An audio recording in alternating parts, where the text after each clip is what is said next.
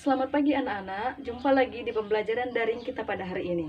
Nah, perkenalkan, saya Erna Ningsi, saya mahasiswa Universitas Islam Ogan Komering Ilir, Kayu Agung. Baiklah, apakah sudah hadir semua? Baik, jika sudah hadir, alangkah lebih baiknya sebelum kita memulai pembelajaran kita pada hari ini, kita berdoa terlebih dahulu. Berdoa, mulai. Berdoa, selesai. Baik, untuk membuka pembelajaran kita pada hari ini, marilah sama-sama kita mengucapkan Al-Basmalah. Bismillahirrahmanirrahim.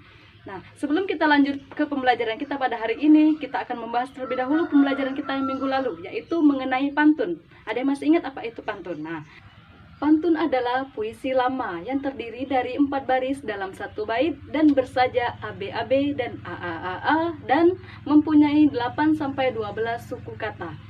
Untuk materi berikutnya kita akan membahas 4 hal mengenai puisi. Yang pertama, pengertian puisi. Kedua, ciri-ciri puisi. Ketiga, jenis-jenis puisi. Dan yang keempat, struktur pembangun dalam puisi. Selanjutnya, pengertian puisi. Puisi adalah karya sastra yang dipadatkan, dipersingkat, diberi irama dengan bunyi yang padu, dan dipilihlah kata-kata kias. Maksud kata kias ialah kata makna yang bukan sebenarnya. Puisi juga merupakan hasil karya sastra yang disusun dengan menggunakan kata-kata sederhana yang imajinatif sesuai dengan struktur fisik dan batin. Nah, kalau kita memperhatikan sebuah teks puisi, bisa dipastikan kata-kata yang terdapat dalam puisi pasti kalimatnya padat, singkat, dan berirama. Dan biasanya di akhir-akhir pada kalimat itu ada yang namanya rima. Dan kalau dibacakan menimbulkan irama tersendiri atau bunyi-bunyi yang padu. Nah, itulah yang dinamakan ciri khas dalam puisi. Berikutnya, ciri-ciri puisi. Yang pertama, menggunakan kata-kata yang padat atau bahasa yang padat. Maksud bahasa yang padat ini bahasa yang jelas, yang mudah dipahami. Yang kedua, memperhatikan diksi. Maksudnya itu ada memperhatikan pemilihan kata-katanya yang akan dibuat dalam sebuah puisi. Yang ketiga, mempunyai daya imajinatif dan figuratif. Yang keempat, mempunyai rima. Dan kelima, memperhatikan tipografi. Berikutnya, jenis-jenis puisi. Nah, jenis-jenis puisi ini terbagi menjadi 2 bagian. Yang pertama, puisi berdasarkan zamannya. Yang kedua, puisi berdasarkan isi. Nah, puisi berdasarkan zamannya ini terbagi lagi menjadi 3 bagian. Yang pertama, puisi lama. Kedua, puisi baru. Dan yang ketiga, puisi kontemporer. Nah, pembeda dari ketiga puisi ini ialah ada dan tidak terikatnya dari suatu aturan. Contohnya, puisi lama. Puisi lama ini terikat dari aturan, yaitu bersajak AB-AB. Dalam setiap bait terdiri dari 4 baris dan dalam setiap suku kata terdiri 8-12 suku kata. Berikutnya, puisi baru. Puisi baru ini adalah kebalikan dari puisi yang lama. Puisi baru ini tidak terikat lagi dari aturan. Nah, contohnya, balada dan solaka. Selanjutnya, puisi berdasarkan kontemporer. Puisi berdasarkan kontemporer ini adalah puisi yang bebas, maksudnya bebas dari aturan. Berikutnya, puisi berdasarkan isi. Nah, puisi berdasarkan isi ini terbagi lagi menjadi 3 bagian. Yang pertama, puisi naratif. Kedua, puisi deskriptif. Dan ketiga, puisi lirik. Nah, puisi naratif ini adalah puisi cerita atau puisi yang berbentuk cerita. Berikutnya, yaitu puisi deskriptif. Puisi deskriptif ini puisi yang menggambarkan sesuatu atau menunjukkan ke sesuatu. Contoh puisinya adalah pemandangan alam atau suasana alam, yaitu menunjukkan fakta yang sebenarnya. Berikutnya, puisi lirik. Puisi lirik ini adalah puisi yang berbentuk lirik, seperti lirik-lirik lagu. Nah, berikutnya unsur-unsur pembangun puisi. Yang pertama, unsur fisik. Yang kedua, unsur batin. Selanjutnya, unsur fisik. Unsur fisik ini terbagi menjadi 6 bagian. Yang pertama, diksi. Kedua, kata konkret. Ketiga, majas. Dan yang keempat, rima. Kelima, irama. Dan yang keenam, tipografi. Diksi atau pilihan kata. Diksi merupakan pemilihan kata-kata yang digunakan oleh penyair dalam puisinya. Puisi adalah bentuk karya sastra yang padat dengan sedikit kata-kata sehingga diksi atau pemilihan kata menjadi sangat penting dan krusial bagi nilai estetika puisi.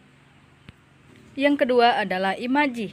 Imaji adalah unsur yang melibatkan penggunaan indera manusia, seperti imaji penglihatan, imaji suara, dan sebagainya. Imaji dapat dibedakan menjadi 3 bagian, yaitu imaji suara atau auditif, imaji penglihatan, visual, dan imaji raba atau sentuh, atau imaji taktil. Misalnya pada contoh puisi berikut, pada kata nyur melambai.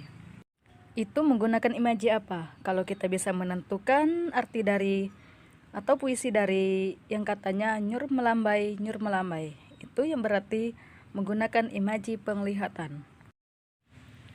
Imaji visual. Contoh lain lagi, misalnya pada puisi yang menggunakan kata-kata ombak berderu. Nah, pada kata ombak berderu itu menggunakan imaji apa?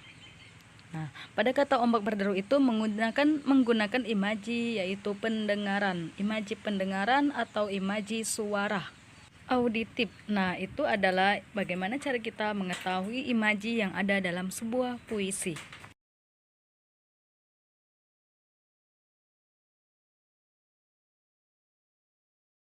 Selanjutnya, kata konkret. Kata konkret merupakan kata yang memungkinkan terjadinya imaji. Kata konkret bersifat imajinatif sehingga memunculkan imaji, biasanya berhubungan dengan kata kiasan atau lambang. Jadi begini, puisi itu identik dengan kata-kata kiasan. Misalnya ada dua kata pada puisi yang digabung dan itu menggunakan makna baru. Dan ditambah lagi misalnya 3 atau sampai 4 kata, itu timbul lagi makna baru. Misalnya pada contoh lain lagi seperti bunga desa. Bunga yang berarti tumbuhan atau tanaman dan desa adalah perkumpulan masyarakat. Jadi kalau kata bunga desa ini digabungkan akan memunculkan makna yang baru. Nah, kata bunga ini termasuk dalam lambang atau kiasan dalam puisi. Bunga desa. Nah, bunga desa ini yang dilambangkan dengan seseorang gadis yang cantik atau seseorang gadis yang pintar di desanya. Terkenal atau populer yang banyak dikenal orang di desanya. Nah, dari contoh-contoh tadi itulah yang termasuk dari contoh lambang-lambang dalam suatu puisi. Banyak lagi ya lambang-lambang atau kata-kata kiasan yang digunakan dalam sebuah puisi. Nah, selanjutnya yaitu majas atau gaya bahasa. Majas atau gaya bahasa ini adalah bahasa kias yang dipergunakan untuk menciptakan kesan tertentu bagi penyimak atau pembaca. Untuk menimbulkan kesan, bahasa yang digunakan berupa perbandingan, pertentangan, perulangan, dan perumpamaan. Pada puisi atau majas gaya bahasa yang sering digunakan dalam puisi itu banyak ya. Ya, seperti yang paling sering digunakan itu adalah majas personifikasi. Selain itu, ada juga majas metafora, hiperbola, asosiasi, dan lain-lain sebagainya. Nah, seperti itu. Nah, ada contoh satu saja ya. Kita pakai contoh majas personifikasi. Misalnya, contoh puisinya, Langit Menangis. Nah, pada kata puisi Langit Menangis itu menggunakan majas atau gaya bahasa personifikasi.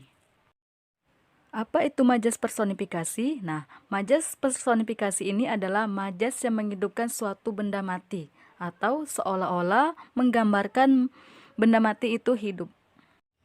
Dan benda mati itu bisa melakukan kegiatan seperti yang dilakukan manusia.